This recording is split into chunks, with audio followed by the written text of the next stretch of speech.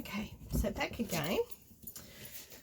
Okay, so what I'm going to show you now is how to load your pen up with the wax. So you don't have to take that cover off. I'm just going to sit it on top of here at the moment just to make it easier. But all you have to do is get your pen, and I'll turn it around that way. Just poke it into the wax, and you'll notice that it's, I'm not sure if you can see that, it's made a little hole in the corner of the wax just here. I'm just going to put that little cover back on to keep it nice and dry. And then it's got your wax loaded up in the pen. So all you've got to do then, you've got your legend up here. I've pinned this to my iPad. So you've got your little legend up here. So it'll tell you number 1 is an arrow and it's number 31 DMC number, number 2, 3, 4, 5, etc. Tells you what each piece is. So then when you have a look on your painting, you've got all your symbols on there. Okay, so it doesn't matter where you start. You can start at the top, you can start in the middle, you can start at the bottom. On my bigger ones, I tend to start at the top and I roll the bottom up. Reason being, if you start at the bottom and you lean on your drills, they can fall off of your canvas. So I always start at the top. With this, you can just sort of have it hanging down so it's nice and close to where you're sitting, which is what I'll do. I'll just turn my light pad on. Now what I tend to do too, I know that's very bright, I do have a piece of cardboard that I cover over with, or you can use a towel just so that it's not as bad. Okay.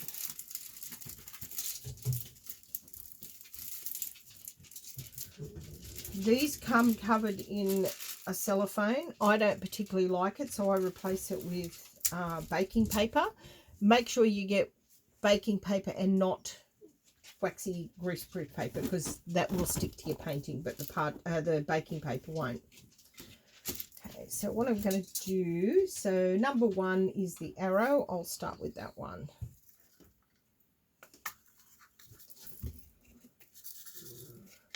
So just tip it, oops, not quite that many.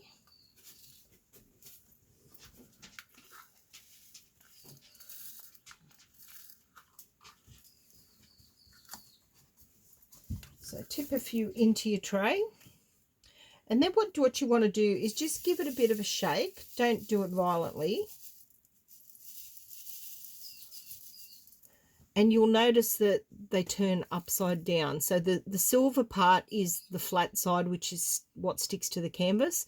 The green side is the part that we want up the top. So yeah, you just give it a little bit of a shake. Just don't do it too violently. I do have different types of trays, but obviously I've been doing it for a lot longer, so I've spent a little bit of money to buy some different types of things. I also have a different type of pen, which I really like, the acrylic ones.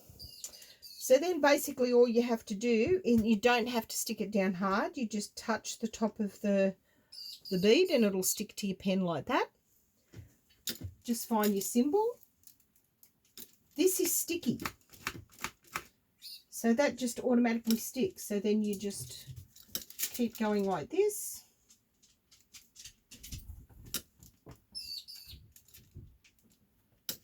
And that's as simple as it is.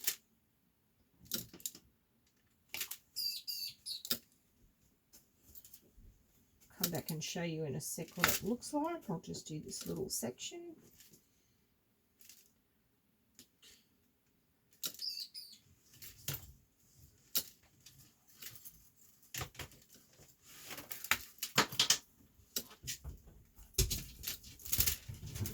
Put that down for a sec. What I'll do is I'll bring this over and I will show you. I'll turn the light pad off so you can see, you might be able to see how they're sparkling a little bit there. You've got to get them in the right light to be able to do that, but that just gives you an idea of what it will look like. These look much better in person than what they do when you try to take photographs. I try to video them when I do them. What I'm going to do too is, while I've got the here, I'll just actually put some of these bigger beads on, just to show you. So just tip those back into your container carefully. So these are the little bit bigger beads that I showed you earlier. Same way, even though they're bigger, they will still stick to your pen quite easily. And these are what make it look really pretty when you've got the different size beads on it. Now, once you find that your pen's not picking the beads up, just load it back up with wax again. And they sort of recommend after, say, a week, maybe a couple of days, just depends really how you feel. Just get a pair of tweezers, like a pointy pair of tweezers, like these, and then just dig the wax out and then reload it up again. It just gets a little bit congealed in there when you've sort of been loading up your pen, but you really don't have to do that often.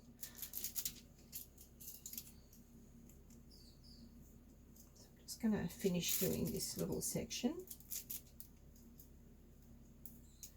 Now there are two different types of beads.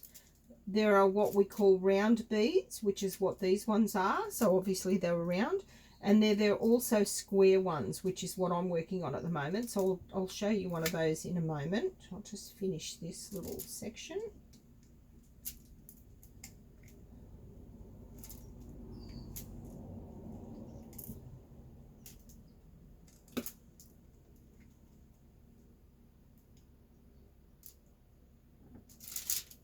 So I've put those on. So again, I'll show you what they look like.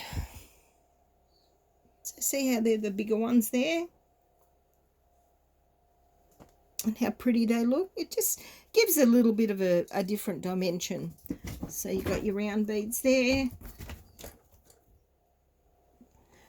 And that's as simple as what it is. So what I'm going to do now is I'll move that up a fraction. I'm just going to,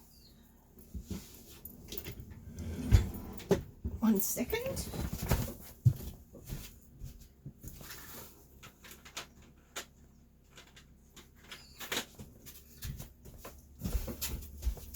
I'm not sure if you'll be able to see this properly or not. They are, it's probably hard to, they're the square ones. So you can still use a round pen for it, because that's all I used to do mine. The only difference with the square beads is they can be a little bit fiddlier to start with on your painting. If I show you here, if you have a look at that square beads all done, you don't have gaps with your square beads like you do with your round ones. A lot of people say it gives you a better overall look. I only do the square bead paintings other than these little sort of special ones that I'm doing at the moment. So I only do the square ones. That's just a personal preference. I know a lot of people that will not do square ones anymore. They just do not like them. They can't get the hang of them. I'm just as quick with the square beads as I am with the round ones. So to me, it's not a big issue, but it's just what I've gotten used to. I've been doing it for 17 months, so I guess I'm a lot more used to it than what I was before. So yeah, it's a personal preference. I would recommend starting out with the round beads to start with, though, just to get the hang of how to do it a lot quicker. And then maybe try a square one. I do have a video up on my channel showing you how to do square beads, just to make it that little bit easier. So again, I'll put the link to my YouTube page in the post, and yeah, hopefully you can get a lot of information. So if you've got any questions, or if I haven't covered something you want to know about, just let me know. Bye.